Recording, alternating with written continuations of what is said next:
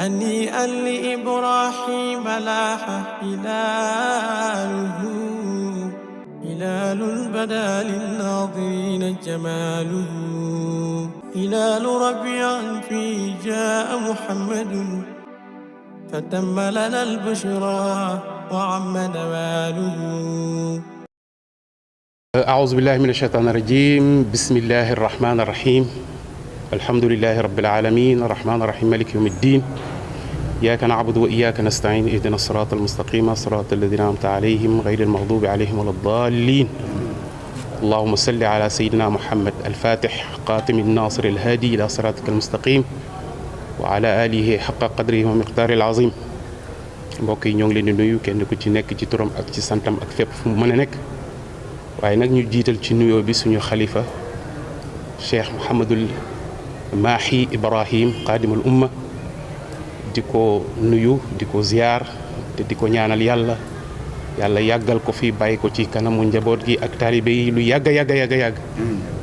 yàlla dimbale ko ci semb yi ba mu àggale ko ci incha allah ci ni ko Maulana Cheikh al Islam Hadj Ibrahima Niass bëggee waaye nag di gërëm it aussi mboole mbokku taalibe yi fépp fu ñu mën a ne di ñëw nag ci li nga xamante ni nii moo waral ñun suñu teewaay fii ci jumaa ji li ci njëkk nag mooy ni ñun benn association lañ benn entreprise lañ bu tudd Proplus ak ay ñi nga xamante ni nii ay am di jàmmam lañ wala ay ndimbalam lañ wala ay collaborateurs yoo xamante ni ñoo booloo di am bés yoo xamante ni dañ koy jël muy le 15 le 16 ak le 17 moom lañ tànnoon ngir mën a ñëw fii ci dëkk bi nettoyer li nga xamante ni mooy jumaa ji yàlla def na nag dimbale nañ ko def nañ ko ci ndimbalal ki nga xamante ni mooy alxalifa Mawlana Cheikh Mahi Ibrahima Niass ak ñi nga xamante ni boole nañu ak ñoom ak imam bi Cheikh Mahi Cissé yal na yàlla dëgëral yokk seen taxawaay macha allah ànd ci ki nga xamante ni nag mooy suñu njaatige mu Cheikh Moussa mi nga xamante ni moo ñu dimbale yombalal ñu liggéey bi ak ñi muy liggéeyal ñëpp ak waa dëkk bi yëpp duñ ci bàyyi kenn ku ci nekk indi na li nga xamante ni nii mooy ndimbalam indi na li nga xamante ni moom mooy apportam waaye li nga xamante ni di mooy mbir mi dëgg mooy ne dañoo ñëw ngir xidmaal Maulana Cheikh al Islam Hadj Ibrahima Niass ci jumaa ji nga xamante ni moo mooy li ëpp li nga xamante ni ni moom la am kon nag ci jumaam ji lañ ñëw xidmaal ko loolu moo ñu fi indi ba ci ñetti fan yi yëpp ñu daal di nekk di liggéey di nettoyer jumaa ji ak li nga xamante ni bokk ko ak ñi nga xamante ni nag ñoom ñooy laj na awsa bi nga xamante ni ñoom ñoo fi nekk du ma leen fàtte ñoom Cheikh Ghali ak association bi nga xamante ni nii ñoom ñoo fi nekk ñoom loolu ñu dimbalante boobu ba léegi nag ñu ngi fi nekk fa lillahi alhamdu ñu ngi sant yàlla bu baax ba nga xamante ni loolu matal nañ ko ñi nekk ci biir jumaa ji wala ñii ñëw ci biir jumaa ji sentir nañ ni gis nañ ni am na set goo xamante ni mu ngi ci jumaa ji fa lillahi alhamdu kon mun nañ wax ni son objectif am nañ ko loolu daal ci gàttal moom laa doon indi di ko leeral ci kanamu nit ñi di wax ni loolu moo doon suñu objectif en tant que entreprise Proplus ñu ngi ñaan yàlla nag yàlla ngeen ñaanal ñu yàlla dimbali ñu ba ñu koy def ay at yu bare te itamit moyens yi aussi daal di gën a mën a yokk te itamit ndimbali itamit di gën a yokk ñu ngi sàkku ndimbal fépp foo xamante ni waaye fa la mën a nekk pour joindre ci liggéey bi comme ni ko ñeneen ñi defee am na ñeneen ñoo xamante ni ñu ngi indi seen ay apport ñu ngi indi aussi seen ndimbal seen ñaan seen lépp ngir liggéey bi mën a dem kanam ndaxte ñun ñëpp ñoo bokk benn objectif de dara lu muy Médina jëm kanam lu muy jumaa ji set nit ñi bu ñu ñëw fii di julli si di gis ni am nañ environnement boo xamante ne bu sat la ndaxte nazafatu minal iman kon nag war nañu mën a gën a góorgóorlu ba environnement bi mën a set waxuma jumaa ji sax waaye Médina ci boppam mën a set loolu lañ doon wax ni lañ ko def ñu ngi sant bu baax di gërëm bu baax. beneen question bi ma ci yokk rek mooy aussi moquette bi ñu gën a sàmm aussi moquette bi parce que dañuy gis ni waxtu bu ci nekk bu nit ñi di dugg ci biir jumaa ji dañuy duggaale suuf bu bëri te loolu xëy na waroon naa mën a ñàkk képp koo xamante ni ñëw na fi tey di gis moquette bi xam na ni moquette bi travaillé nañ ko liggéey nañ ko am na benn liggéey boo xamante travail approfondi boo xamante ni techniciens yi ñoom bu ñëwee danañ ko gën a mën a naka la moquette bi di mën a nekkee sur place ñu def ci ndox def ci omo liggéey ko ba ñi nga xamante ni ñoom ñoo fi ñëwoon di julli si kenn du sentir ni am na benn opération boo xamante ni moom fa def loolu nag li koy waral mooy nit ñi tamit am benn jàppale boo xamante dinañu ko defaral ba nga xamante ni propriété dana mën a des ci biir jàkka ji te itamit ñu ngi invité nit ñëpp nag aussi ci ndimbal gi waaw ndimbal gi moom lañ koy gën a yokku rek ndaxte aussi du ci jumaa ji rek waaye dëkk bi yëpp la te itamit ñu ngi laaj en tant que entreprise ñu ngi sàkku ndimbal fépp fu mu mën a jógee parce que média bi ñëw nii rek ndimbal la kon nag aussi ñu ngi laaj yeneen secteurs yi kenn ku ci nekk ku yore volet bi nga mën a yore bi nga yore wala nga nekk fa wala secteur bi nga nekk ñu ngi lay ñaan di tàllal suñu loxo pour ndimbal googu mën a agsi ci ñun pour incha allah yeneen éditions yi def bu ko defee ñu ñën gën cee yaatal gën koo yóbbu foo xamante ni fa gën a kawe la. ñu ngi ciy fàttaliku beneen yoon tamit suñu benn mbokku taalibe boo xamante ni ñun ñoo nekkoon moom daaw nekkoon foofu muy Ababacar Sadiq Ba nga xamante ni daf ñoo dëddu waaye macha allah. ni mu nekkee woon daaw ak ñun rafet lool ba ren ñu koy fàttaliku macha allah ba jël ko def ko ci kanam ñu ngi sant bu baax di gërëm bu baax salaamaaleykum. Bismillahi mina shaytani rajim, bismillahi rahmani rahim. Moi je m'appelle Khalifa Abdoul Aziz Niang, directeur de la société ProPlus. ProPlus est une société de nettoyage professionnel établie au Mali depuis 2017 et qui a ouvert l'entreprise en 2020 ici au niveau du Sénégal. Donc nous sommes des disciples de Cheikh Ibrahim Niass radiyallahu ta'ala anhu, et nous avons voulu nous aussi donner notre contribution à la préparation ou bien aux préparatifs du grand Gamou de Medina Baye. Et donc, ceci étant, nous sommes venus dans la mosquée, nous avons remarqué que le tapis de la mosquée était chargé de poussière. En tant que disciples et talibés de Baye, nous devions, nous aussi, d'intervenir et de donner une petite rétribution à la communauté en mobilisant matériel, produits, ressources humaines et disponibilité de toutes sortes pour pouvoir nettoyer et assainir le tapis de la mosquée. Et je parle sous le contrôle de M. Moussa Souare,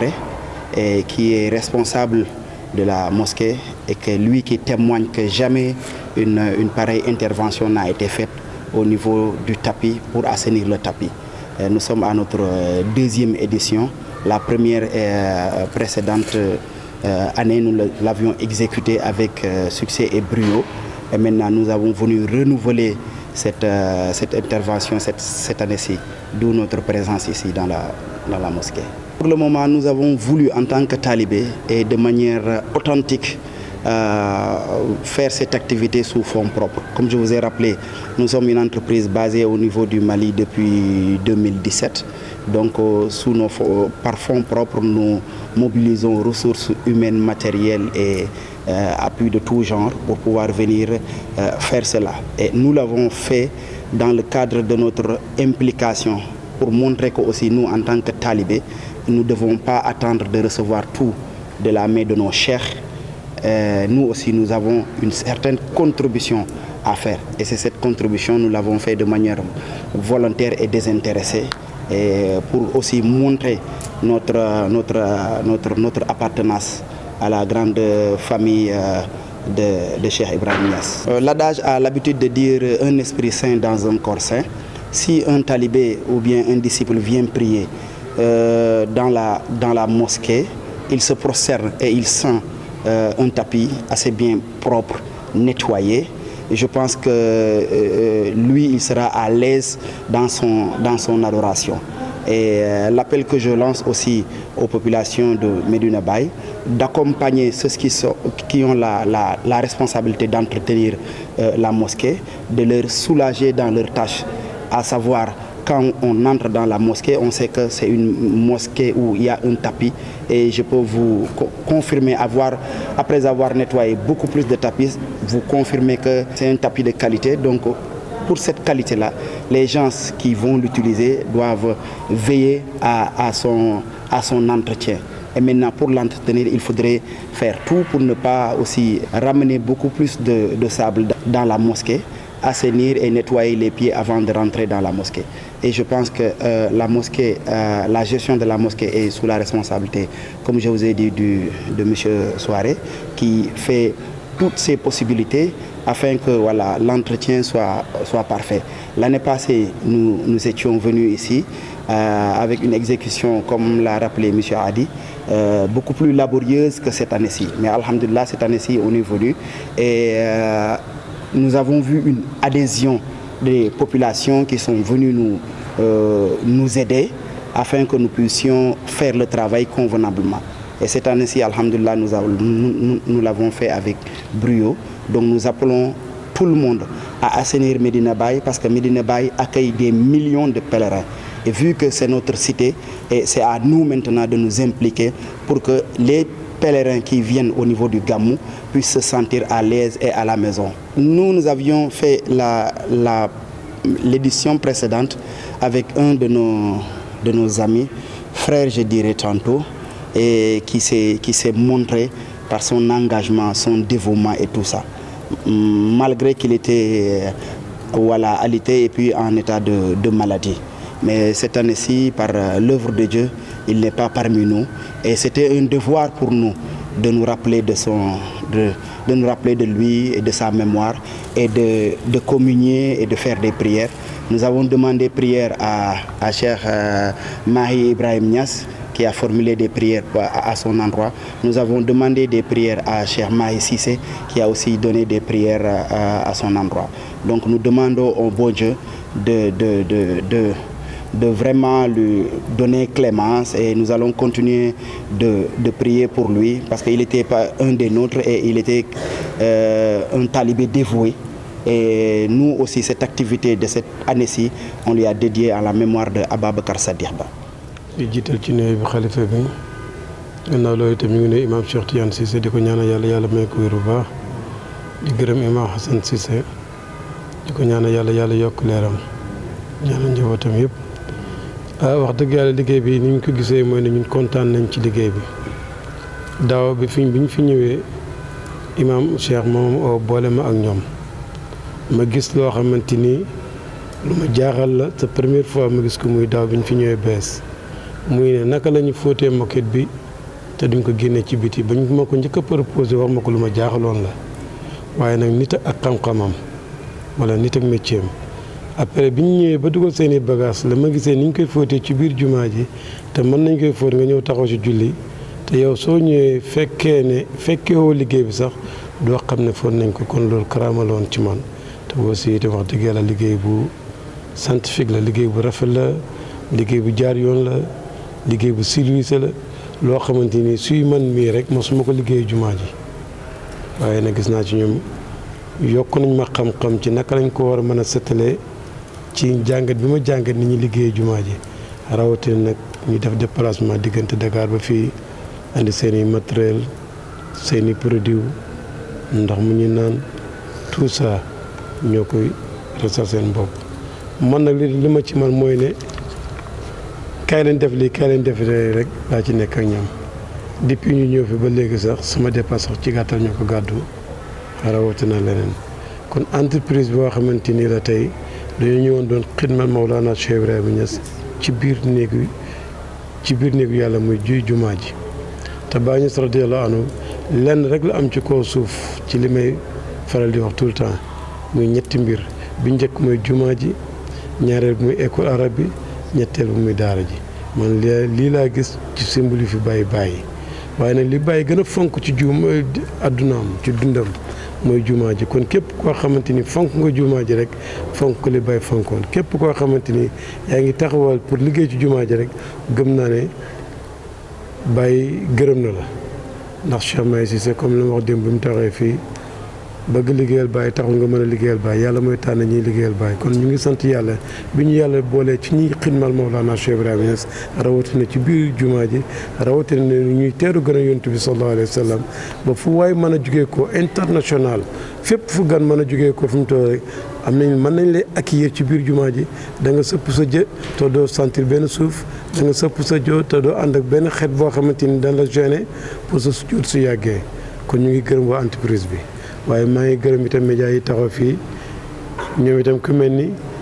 Bachir Alfayda Faydu Tidiane Kazalika RTS itam ak APS.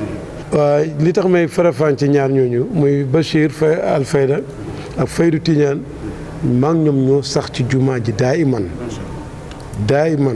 suñ la oo ñu ngi ñëw suñ leen oo ñu ngi ñëw seen programme yi te yëpp mooy programme pays bi moo tax su may wax ñeneen ñi di laajtewaat seen tur du question ñàkk kii ni ñu koy waxee ci aajo waaye dafa fekk ma gën a miin ñaar ñi sama kanam tout le temps ci biir jumaa ji looloo tax waaye gis nañ seen yitte yéen ñëpp journaliste yi ñii nag ñoom Khalifa ñu mu tuddati Adi Cheikh Adi ñu ngi leen a ñaanal yàlla rek moo am seen fay yàlla na yàlla fay leen képp ku daan dugg ci jumaa ji di julli si soo fi duggee diggante démb ak tey rek da nga xam ne jumaa ji am na changement bu njëkk da nga xam ne jumaa ji set na ñaareel bi itam da nga xam ne jumaa ji am na beneen xeet bu ci nekk muy seen produit bi ñu ciy def kon daal yàlla na yàlla fayanteeg ñoom ci barke Maolana Cheikh Ibrahima Niass ñu ngi ko commencé depuis daaw ak ren waaye maa ngi leen a ñaanal yàlla nañ dem ba jiital seen i sët di leen wan ni ñu ko doon liggéeyee ba sët yi nekk ci barke Cheikh Ibrahima Niass yàlla na yàlla def la fay leen ñun ñëpp rawatina nag sama mbokku taalibe bi dinaa leen gërëm rawatina tarbiyakat yi fi nekk du ma mën a jaar seen tur ñoom ñëpp waaye képp kuy taalibe ku mu wax kaay jàpp ci jumaa ji da ngay sawar a dugg si kon ñëpp yàlla na bàyyi fayanteeg ñoom ci barke Maolana ku ci am kuy tarbiyu yàlla na la yàlla teel a may fatu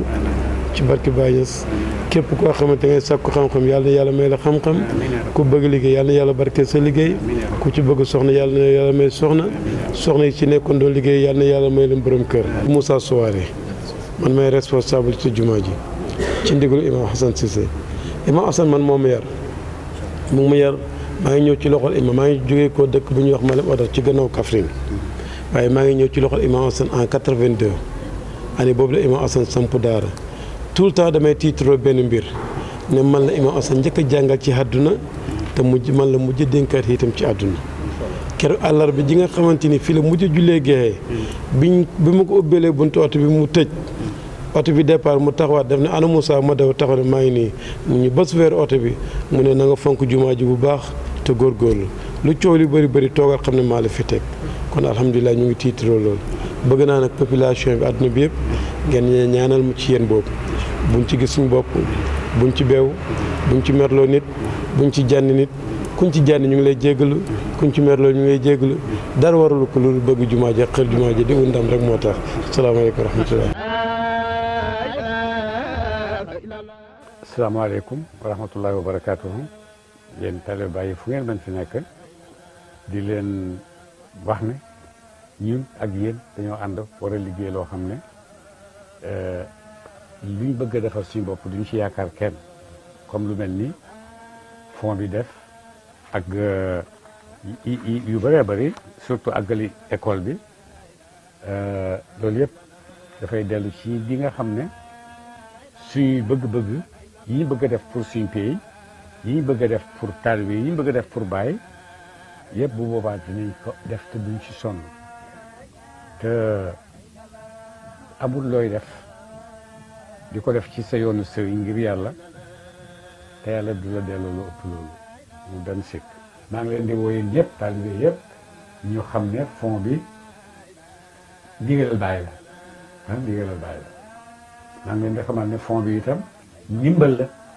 ci Baay maa ngi leen di xamal ne fond bi ndimbal la pour taalibe Baay yëpp itam gis ngeen bon ne fond bi liggéey pour dolleeku liggéey pour taxaw liggéey pour wane ne mën nga dara mën ngaa yokk dara loolu moo tax a jóg fond bi su ko defee yokk googu nag feeñu waayam yi bëri nañ am na lu mu def loo xam ne gis nañ ko école bi ci la bokk sëriñ si gan yu tedd yi ñuy teral ci lañ bokk ak bibliothèque bi ñuy tabax ci la bokk ak itam yeneen ñuy gént ci tribune beeg baye beeg yooyu yëpp am na ñuy gént yoo xam ne bëgg nañ ko defaraat te dañ koy defaraat ci kaw xam-xam ci defar boo xam ne bu ànd ak jamono la bu dëppook jamono la loolu yëpp fond bi moo ko bëgg a def donc bon dimbalanteeg fond bi mooy yaa ngi dimbale sa bopp mais yaa ngi dimbale doomu adama itam doomu adama ci kanam yaa ngi koy dimbale donc dañoo bëgg xaalis bon il faut ñu joxe xaalis pour am xaalis yàlla nañu yàlla dimbale ci loolu te buñ ko defee dinañ gis barke boo xam ne géntuñ ko woon man maa leen ko wax du man maa ko wax sax waaye bàyyi moo ko wax moo ko wax ci ay baytu yoo xam ne def leen nii bon di ngeen am lu ngeen foogutoon ne mën ngeen koo am te lii ci la bokk ñu ngi leen di ñaanal yàlla bu baax ñu ngi ànd ak yéen lu ngeen gis ne man war naa koo taxawee comme xalifa bu ngeen ci dellu gannaaw wax leen ma ko danaa ko taxawee ak yéen yal na yàlla barkeel fond bi yokk ko xaalis may ko xaalis bu bëree bëri ba ñu bëgg a def yëpp mu def ko. هنيئا لإبراهيم لاح هلاله mbokki julli di mbokki taalibe yi assalaamu aleykum wa rahmatullahi wa barakatuhu ci ndigalu xalifatu saahibil faydati tijaniya président de l'union islamique africain xaadimul umma cheikh mouhamadoul mahi cheikh ibrahima Niass ci kilifteefu cheikh mouhamadoul munhamina cheikh ibrahima Niass président ansaruddin national commission scientifique yore wàllu symposium conférence Medina Baye njiit la di cheikh Omar Boucar Omar Niang ñoo am mbégte di leen yëgal te di leen woo ci 5e édition symposium mawlud international bu Medina Baye ñi jàpp ko samedi 23 ak dimanche 24 septembre 2023 ci résidence Abdoulaye Bayero Këru Gan ci Medina Baye bu 15h jotee jàpp 21h dina ca teew ay professeur ak ay bindkat ci àdduna bi yëpp danañ ci amal ay leeral yu yaatu programme bi nii lay tëddee samedi 23 septembre 2023 ci la ñuy tàmbali programme bi amal cérémonie officielle bi parrain wu bés bu njëkk bi oustaz Cheikh Ibrahima Mahmoud Diop almarjan radiyallahu anhu dina am ay invité yu mag yu jugee ci Sénégal ak ci àdduna bi mu cérémonie officielle bu symposium international bu njëkk bi nii lay tëddee danañ ubbee jotaay bi ci njàngam alquranu karim toftal ci discours président symposium bi Cheikh Ahmed Boucar Omar Niang toftal ci discours dalal gan ñi ki koy def mooy Cheikh Seydi Aliou Niass ibnu Cheikh Alhaji Abdoulaye Ibrahima Niass toftal ci discours président Jamaïtu Ansaruddin Cheikh Mouhamadou Mounhamina Ibrahima Niass présenté discours lancement bu symposium mawlud ñi ci ànd ak xalifatu saahibil fayda xaadimul umma Cheikh Mouhamadoul Mahi Cheikh Ibrahima Niass toftal ci discours porte-parole xaadimul umma di Cheikh Mouhamadoul Mahi Seydi Ali Cissé bés bu njëkk ba dinañ ko ubbee diwaan dee mu di ay diwaanu baay diwaan bu nekk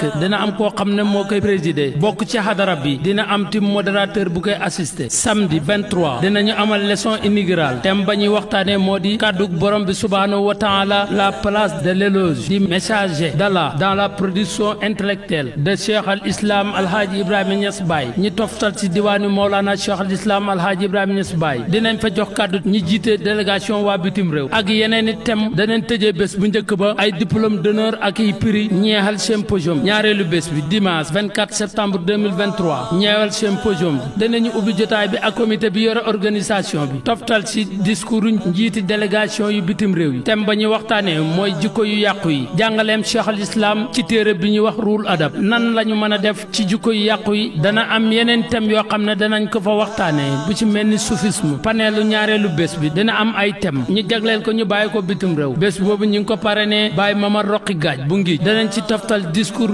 delloo ko njukkal ngir bokk gi bokk ci ñi njëkkoon a ànd ak borom faydu bi symposium mawlud international 2023 danañ ko tëjee discours président Jamaïtu Ansaruddin Cheikh Mouhamadoul Mounhamina Cheikh Ibrahima Niass mbokk yi woote baa ngi noonu jugee ci commission bi yore wàllu symposium conférence mawlud international gàmmu Medina Baye 2023 ñi jàpp ko samedi 23 ak dimanche 24 septembre 2023 ñetti waxtu ci bëccëg jàpp juróom-ñeenti waxtu ci guddi ci résidence Abdoulaye Bayero Këru Gan ñi ngi ci woo ñëpp هنيئا لإبراهيم لاح هلاله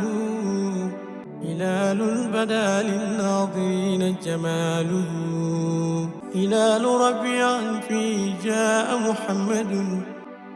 فتم لنا البشرى وعم نواله